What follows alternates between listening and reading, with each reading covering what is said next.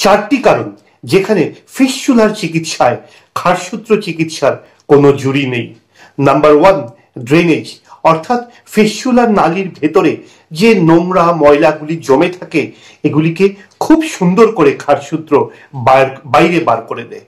Number 2, cutting, অর্থাৎ ফিস্চুলার যে মূল উপদ্রব সেটা হচ্ছে ইন্টারনাল ওপেনিং। ইন্টারনাল ওপেনিং থেকেই সমস্ত রকমের ফিস্চুলার উদ্ভব হয়। তাই খারসূত্র সেই ইন্টারনাল ওপেনিংটি ধীরে ধীরে কেটে শরীর থেকে বার করে দেয়। কয়েক সপ্তাহ অবশ্যই সময় লাগে, কিন্তু ফিস্চুলার ইন্টারনাল ওপেনিং সেখানে আর থাকে না।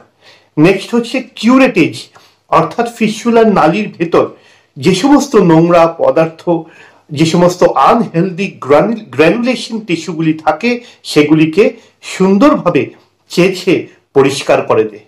নেক্সট লাস্ট হচ্ছে হিলিং, অর্থাৎ শুকিয়ে যাওয়া।